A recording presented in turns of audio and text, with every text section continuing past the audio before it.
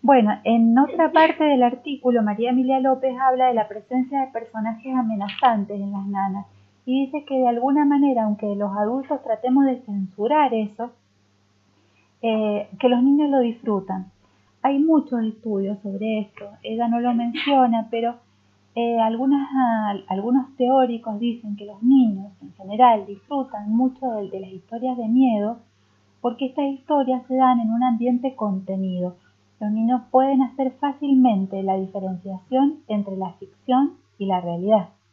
Entonces, al incorporar estas historias con personajes que le dan miedo, pero en un entorno donde saben que no les va a pasar nada, ellos elaboran psíquicamente este miedo y de alguna manera les permite superarlo.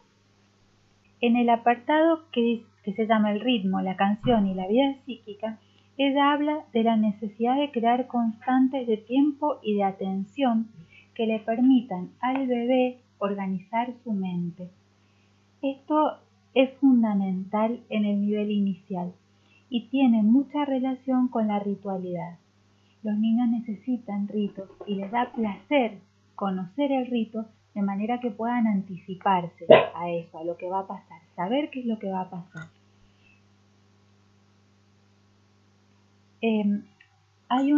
Voy a buscarles, hay varias experiencias de lectura con bebés. Y yo participé de una sesión de taller de lecturas con bebé en Bogotá. Y fue algo realmente maravilloso porque yo siempre había trabajado con adolescentes y adultos. También había hecho algunas cosas con niños, pero nunca con bebés. Este taller era para bebés entre 6 meses y 2 años y medio. Y la sesión duraba más de 1 hora y consistió una gran parte del tiempo en rituales. El primer paso fue cantar una canción. Entonces la tallerista ofrecía a través de esa canción una entrada en poesía. Los niños sabían que a partir de ese momento y de esa canción, que siempre era la misma, empezaba ese momento del cuento.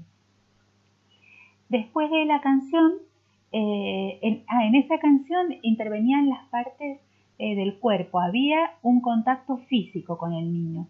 Tenía que ver la naricita, las orejitas, preparados para escuchar, pero la mamá, todas las mamás estaban con sus bebés. Eran las mamás las que los tocaban, no la tallerista. Y las mamás iban acariciándolos en esas partes que nombraba la canción. Después de eso, la tallerista lo que leyó fue un cuentito sobre el agua, la lluvia, los charcos. Entonces, primero les habló un poquito les preguntó si ellos conocían el agua, si les gustaba mojarse. Leyó el cuento, lo dramatizó mucho, o sea, había toda una serie de inflexiones de su voz, en su rostro. Buscó objetos, juguetitos mecánicos que se movían mientras narraba el cuento, y cuando terminó de contarlo, trajo unas palanganas, una para cada niño, y la mamá del niño, mientras ella explicaba, iba mojándole los piecitos, las manitos, o sea, había una estimulación integral del niño, tanto en los aspectos lingüísticos como en la corporalidad, que es lo que también plantea María Emilia López. Esto de que el niño tiene una experiencia como multisensorial también de la literatura, porque muchas de estas canciones que se cuentan en la primera infancia tienen que ver con el tacto, con esto de la piel, la hormiguita, las manitos.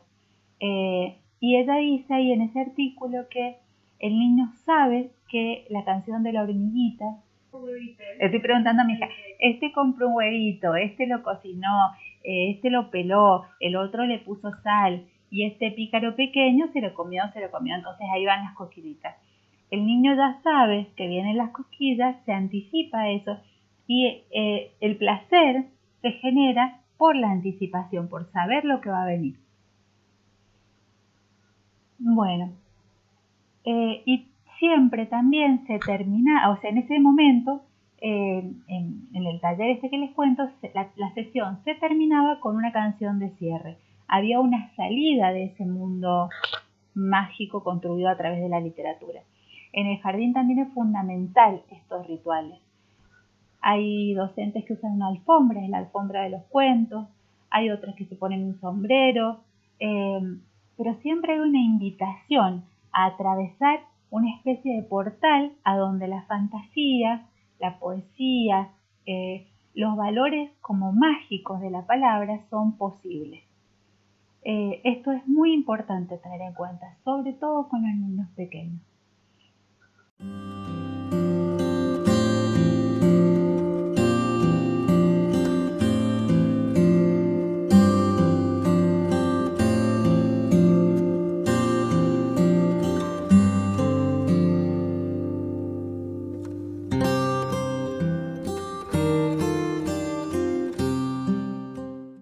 Bueno, vamos a trabajar. Nosotros ya vimos las canciones de cuna. La clase pasada yo les pedí que ustedes escribieran su canción de cuna. Esto me interesa mucho porque uno de los aspectos centrales del trabajo con la literatura es la producción. Los chicos tienen que producir. ¿Y ustedes cómo van a enseñar producción si no producen? Ustedes tienen que saber cuáles son los retos, las dificultades a la hora de producir, pero también cuál es el placer de ver una obra terminada. Qué sé yo, así sea esto lo que me salió, pero me da placer porque puse cosas mías ahí. Entonces necesito que me manden sus canciones de cuna, que la consigna era escribirlas a un animalito que ustedes hayan tenido cuando eran pequeños. Y la otra consigna era rastrear qué canciones de cuna les cantaban a ustedes. Esto es fundamental porque lo que quiero es que ustedes se vinculen con su propia infancia, que ustedes se piensen cómo transitaron esta palabra poética, pero además este vínculo con las personas que ejercían el maternaje. Es muy importante para actualizar con nuestros alumnos las cosas que nos hicieron bien o para pensar qué hubiéramos necesitado nosotras y hacerlo de otra manera con ellos, qué nos hubiera gustado,